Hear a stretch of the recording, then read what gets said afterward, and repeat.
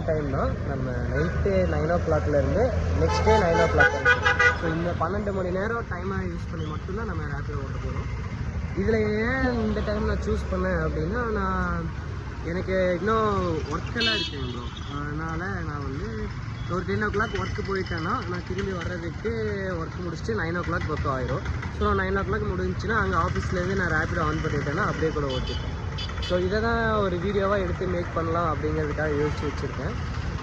இதில் நான் ஜெயிப்பேனான்னு தெரில, ஏன்னா ரொம்ப டைம் ரொம்ப கம்மி தான். ஏன்னா ஒரு 6 o'clockலேருந்து 10 o'clock வரைக்கும் தான் கொஞ்சம் ஆர்டர்ஸ் எல்லாம் கிடைக்கும்.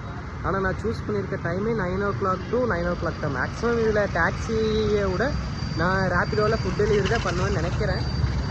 மேக்ஸிமம் அதுதான் பண்ணுவேன்.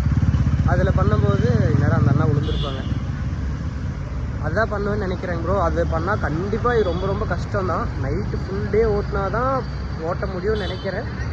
பார்த்துட்டு நான் அப்பவும் ஃபுல் எஃபெக்ட் போட வேண்டியது தான். இதில் ட்ரை பண்ணுறேங்கிற பேச்சே இல்லை, ஜெயிச்சுட்டு தான் வருவேன். வந்துட்டு இப்போது கரெக்டாக நான் இன்றைக்கி ஸ்டார்ட் பண்ணுவேன்னு தெரிலங்க ப்ரோ எனக்கு. ஏன்னா இன்றைக்கி ரொம்ப ஃபுல்லாக கொஞ்சம் எனக்கே உடம்பு சரியில்லை. என் ஃப்ரெண்ட்ஸுக்கெலாம் தெரிஞ்சிருக்கும், என்னடா இவன் இப்படி பேசிகிட்டு இருக்கான், வாய்ஸே டிஃப்ரெண்ட்டாக இருக்குன்னு. நான் இன்றைக்கி கண்டிப்பாக பண்ண மாட்டேன். எப்போனா நான் இன்றைக்கி கரெக்டாக டேட்டு 6 ஆச்சு, 6/1/25 ஆச்சு.